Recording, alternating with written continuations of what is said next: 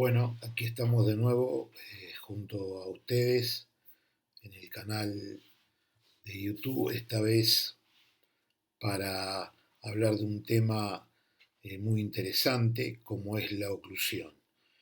Vamos a hablar fundamentalmente de fundamentos que no se deben dejar de saber, tanto para el ortodoncista que recién se inicia, qué es lo que no debe dejar de saber al principio, como para el clínico con cierta experiencia, que es lo que no debemos dejar de saber, sin entrar en detalles muy finos con respecto a la oclusión, pero sí cosas fundamentales que no podemos dejar de saber de este tema que tanto atañe a la ortodoncia como a toda la profesión odontológica.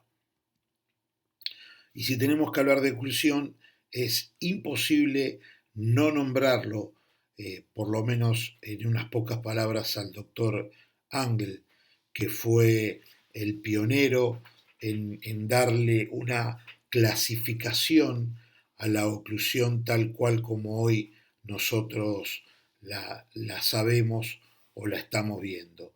Y el doctor Angle empezó en su momento por clasificar a la oclusión en base a la relación de estas piezas, los primeros molares, y relacionó a la oclusión en una clase 1, en una clase 2 y en una clase 3 molar.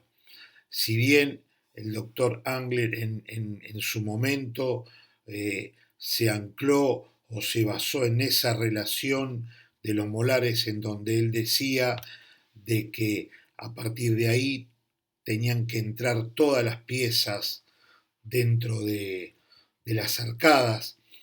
Luego con el tiempo se fue profundizando, se fue ahondando con mayor detalles y se empezó a ver que la oclusión solamente no eran los molares, sino también entraban en juego otros elementos, otros factores que formaban parte del sistema estomatognático, como son la musculatura, los hábitos de la posición de la lengua, de la respiración, la articulación temporomandibular, toda la estructura esqueletal, todo el sistema neuromuscular, que van a influir de una manera también en el desarrollo de esa oclusión.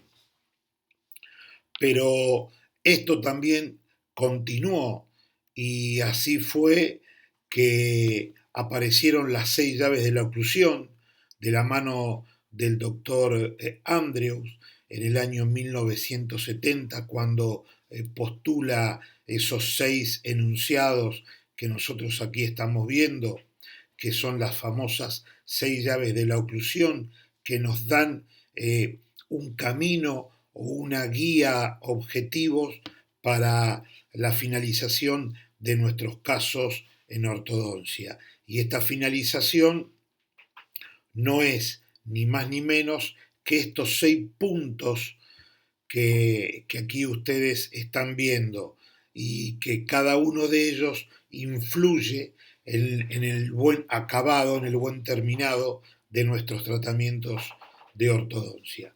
Y así podemos hablar de la primera llave de la oclusión, que es la llave molar o la relación molar, en donde el doctor Andrew habla de una relación que hay entre el primer molar, la relación que tiene que tener la cúspide mesiovestibular del primer molar superior con el molar inferior y su surco, esa inclinación que el doctor Andrew va a dar en su posicionamiento de esta pieza, dándole una caída a la cúspide disto-vestibular para poder tener un correcto engranaje con la cúspide mesio-vestibular del segundo molar inferior. Y a su vez, el correcto engranaje que también influye en una correcta relación del segundo premolar superior, que tenga contacto su vertiente distal con la vertiente mesial de la cúspide mesiovestibular del primer molar inferior. Todas estas relaciones hacen un correcto engranaje y esto es lo que nos está marcando a nosotros el correcto funcionamiento y el correcto engranaje de estas piezas, así como también la cúspide palatina tiene que caer sobre la fosa o el surco del primer molar inferior y el reborde marginal. Estas relaciones son importantes para el correcto engranaje de todo el resto de las piezas dentarias. Si bien no está escrito dentro de estas 6 llaves de la oclusión, se considera que también un correcto tratamiento de ortodoncia puede terminar con los molares en una relación de clase 2. La segunda llave de oclusión por el doctor Andrews es la llave 2 o la que habla del tip o la inclinación o la angulación de cada una de estas piezas dentarias, tomando en relación el plano oclusal que pasa sobre el centro de la corona clínica y una línea perpendicular sobre ese plano. Observa que cada una de las piezas dentarias va a tener una inclinación distal, y eso va a formar un ángulo o tip que van a tener cada una de estas piezas. La llave 3 nos habla también con respecto al plano oclusal y una perpendicular tangente a la cara vestibular de las piezas, y va a formar un ángulo, esa tangente, con la cara vestibular de dicha pieza. De ahí que el doctor Andrew toma la posición y el ángulo de las piezas dentarias con respecto al plano oclusal, que es con lo que él lo estudia. Esa inclinación o torque labiolingual que van a tener las piezas dentarias es la tercera llave. Así también está la cuarta llave, que habla de que no se tiene que tener rotaciones, ya que esas rotaciones ocupan un mayor lugar en la arcada e impide el correcto alineamiento y los correctos puntos de contactos en las piezas y la forma del arco. Como la llave 5 va a hablar de que no tiene que haber diastemas, ya que ellos también impiden la correcta alineación y esos espacios son una futura falta de estabilidad en el sistema. Como también habla en la llave 6 de la curva de Spig, que tiene que ser lo más plana posible dentro de la arcada.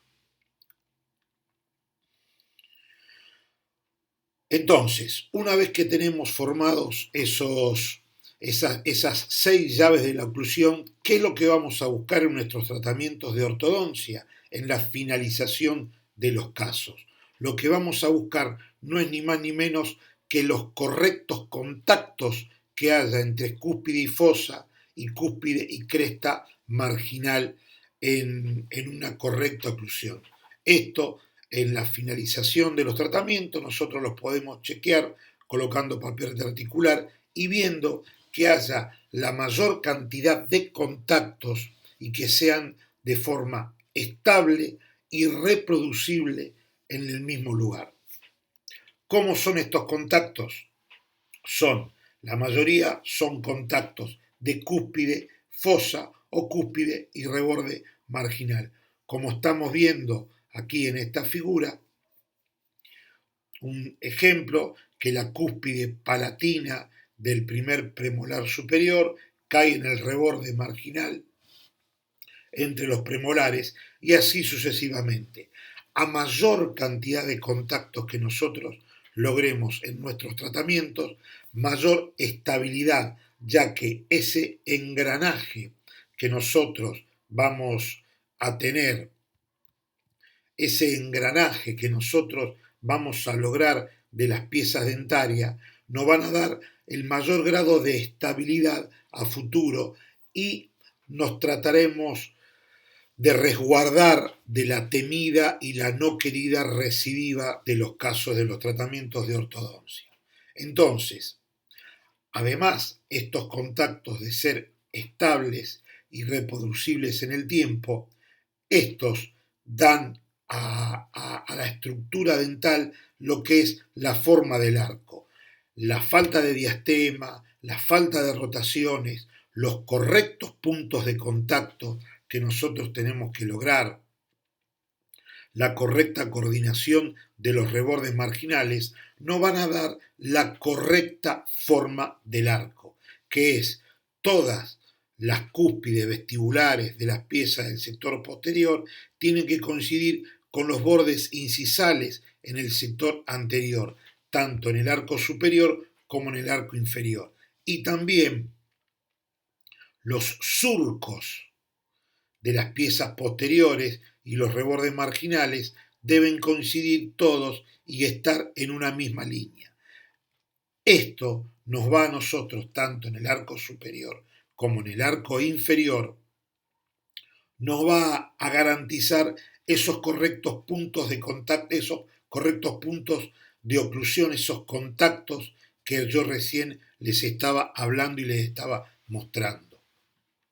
Pero a su vez, esta forma del arco y estos contactos deben tener una oclusión o una caída que tiene que ser lo más axial posibles. ¿Por qué? Porque las fuerzas, cuando son axiales, son de la mejor forma que se van a derivar sobre el periodonto y toda la estructura alveolar de las piezas dentarias.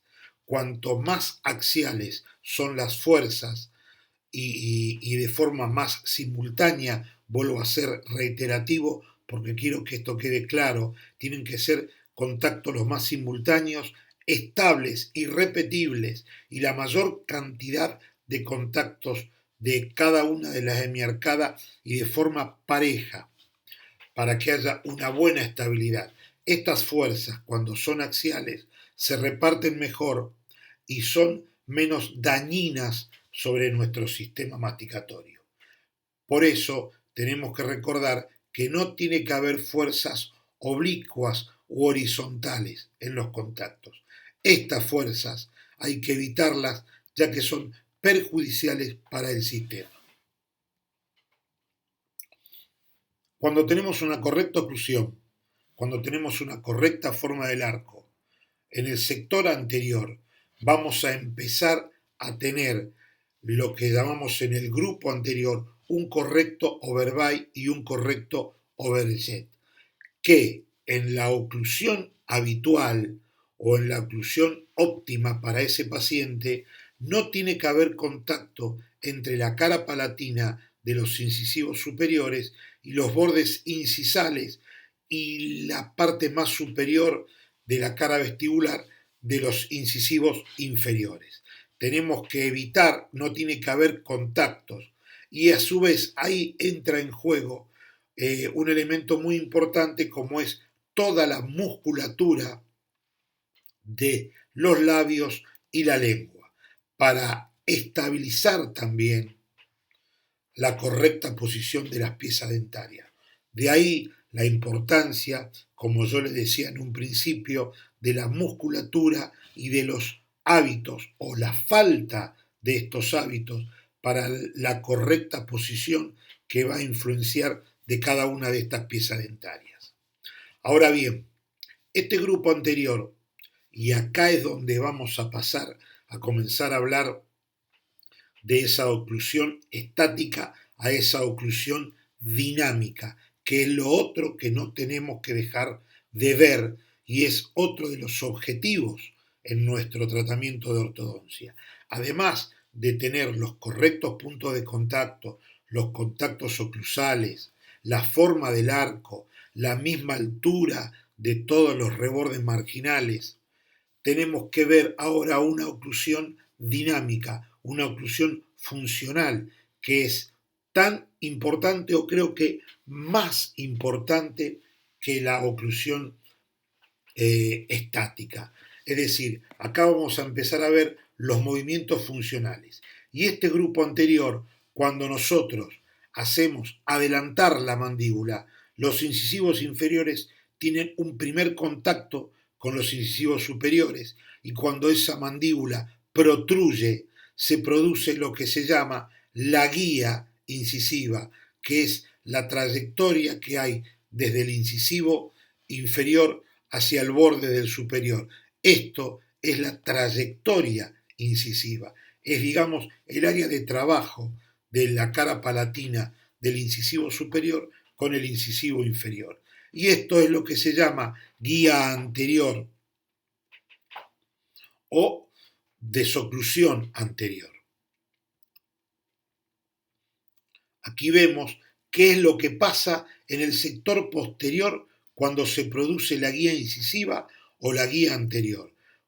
Con este movimiento tiene que haber una desoclusión en el sector posterior. ¿Por qué? Porque en este movimiento el grupo anterior está protegiendo al grupo posterior, a los dientes posteriores, porque si en esta guía anterior se producen contactos, estaríamos teniendo fuerzas no axiales que serían perjudiciales para todo el sistema masticatorio. De ahí que tiene que haber una desoclusión en el sector posterior. Por eso nosotros en la finalización de los casos debemos siempre de chequear que en estos movimientos no haya contacto en ese sector posterior. Es fundamental, es el ABC de los movimientos funcionales.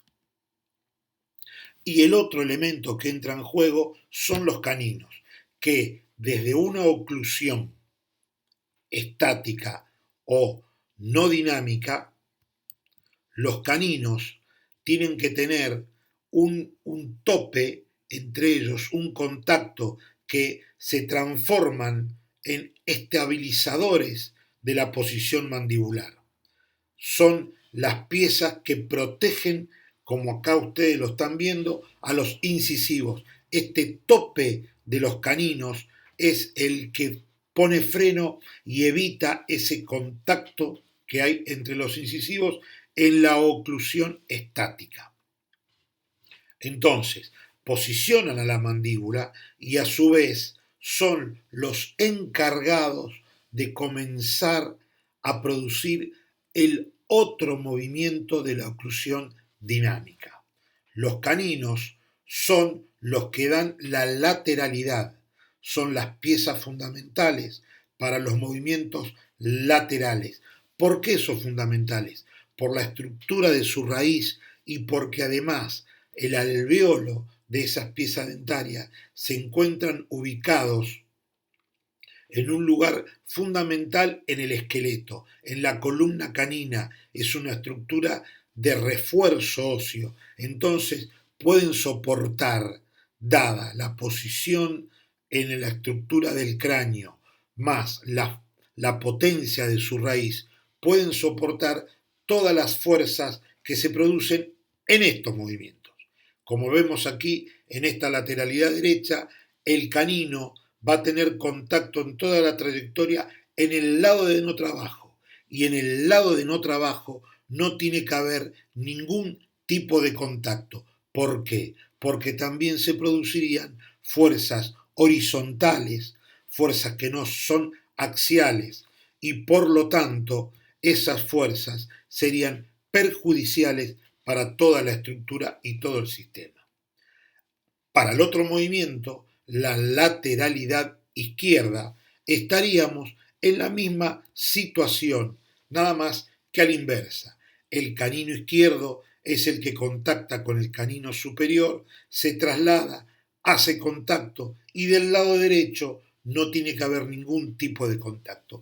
Todo esto nosotros lo podemos chequear correctamente durante el tratamiento. Esto lo tenemos que ir chequeando para cuando llegamos a la etapa de finalización poder individualizar si falta algún detalle para poder ser corregido. Ahora bien, la pregunta que todos nos hacemos luego de ver las 6 llaves de la oclusión, los movimientos funcionales, los contactos, la forma del arco, los rebordes marginales, todo en una misma altura. La gran pregunta, ¿todo esto nosotros lo podemos llevar a la clínica? ¿Podemos lograr nosotros todo esto que en la teoría estudiamos y aprendemos? ¿Podemos volcarlo? Yo creo que sí, estoy convencido de que se puede.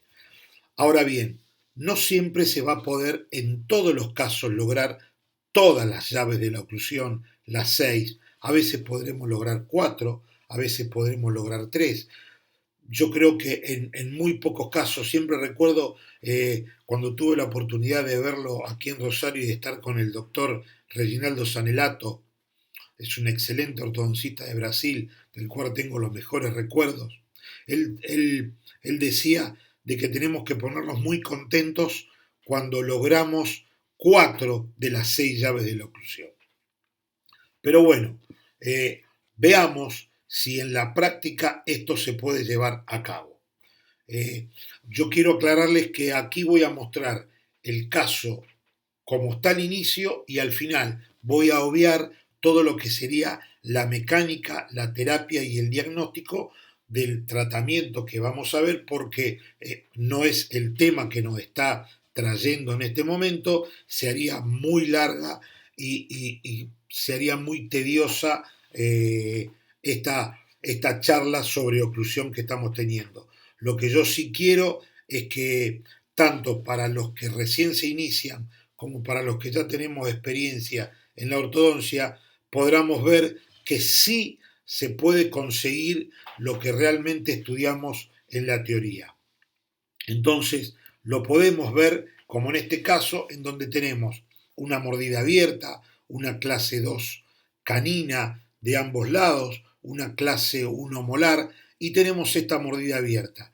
Tenemos una forma del arco bastante irregular, pero con el tratamiento de ortodoncia en esta paciente se pueden lograr estos resultados. Se puede lograr el correcto, como ven acá, acople de los caninos, estos topes que son los que van a centrar a la mandíbula, la correcta línea media, la clase 1 molar, la caída de esta cúspide disto vestibular del molar superior para poder engranar correctamente con el segundo molar, la correcta oclusión del segundo premolar, en este caso hubo extracciones, y los correctos engranajes en el resto de las piezas. ¿Para qué? Para que de esta oclusión estática podamos pasar a los movimientos funcionales y tener una correcta guía anterior con los desacoples en el sector posterior, una correcta lateralidad canina con los correctos desacoples del lado de no trabajo y viceversa. Entonces, como aquí podemos ver, tenemos correctos resultados y la mayoría de las llaves de la oclusión se están logrando. En este caso acá tenemos para comparar lo que es la finalización con el inicio del caso.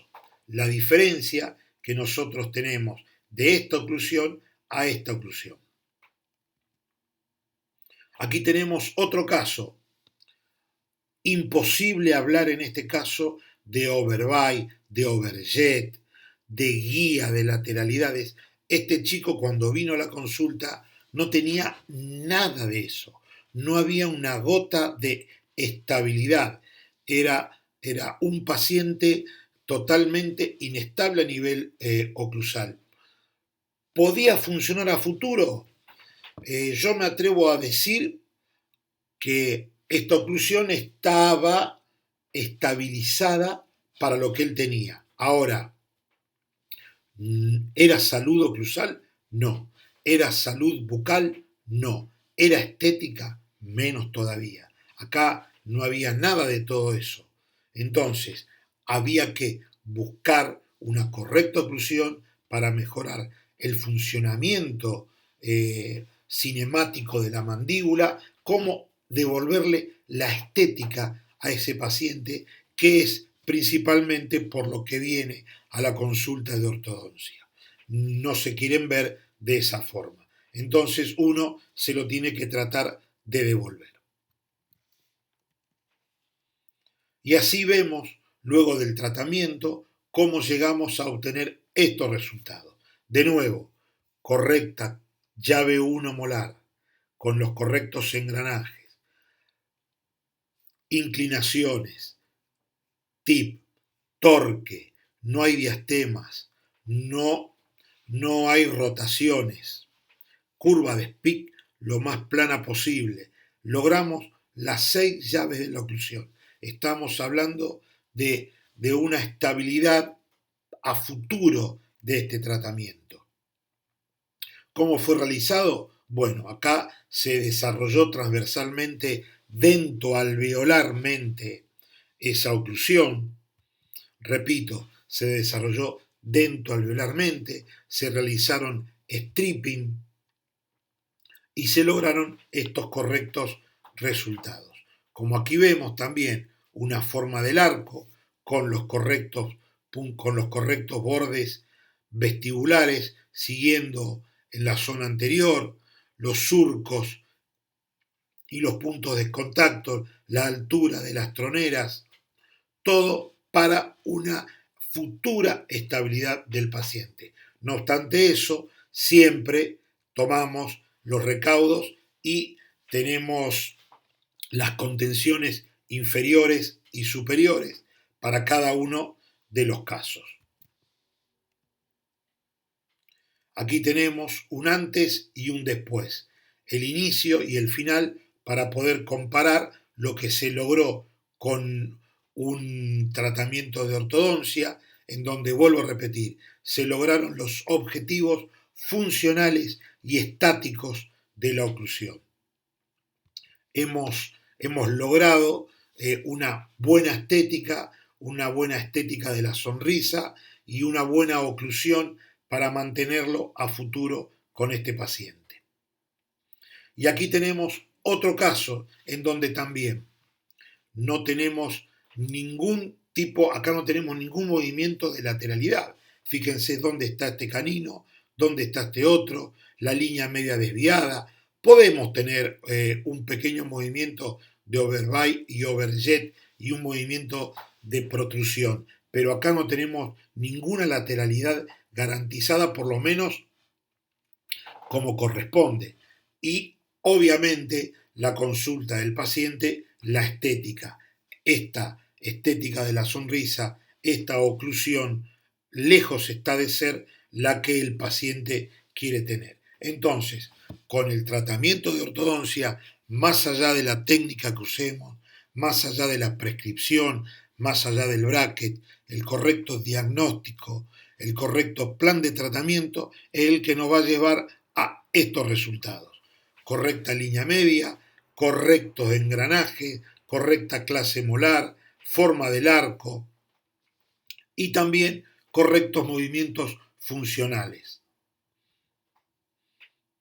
Entonces, como conclusiones para esta conferencia, esta charla de oclusión, tenemos que tener presentes de que podemos llegar a un buen tratamiento de ortodoncia logrando las 6 llaves de la oclusión o la mayor cantidad posible de las llaves de oclusión, buscar la finalidad del correcto overbite, del correcto overjet, de los movimientos funcionales, de tratar de lograr la mayor cantidad de puntos de contacto que sean estables, puntiformes, que las piezas tengan contactos y que esas fuerzas sean los más axiales posible para poder lograr a futuro una estabilidad y una correcta oclusión del paciente. Es decir, sí se puede llegar a decir que una oclusión óptima requiere una armonía entre la oclusión y la desoclusión. Espero que estos breves conceptos de oclusión, simplemente les sirvan a ustedes de guía para durante los tratamientos, todos los días en nuestro consultorio, recordemos lo básico, el ABC de la oclusión para poder llegar a correctos tratamientos de ortodoncia. Yo aquí le dejo para finalizar mis contactos en todas las redes sociales, se pueden comunicar conmigo, podemos charlar, intercambiar y hablar de esto tan lindo que es la ortodoncia. Así que, bueno, sin más, los dejo hasta otro próximo video y sigamos estudiando y sigamos aprendiendo ortodoncia.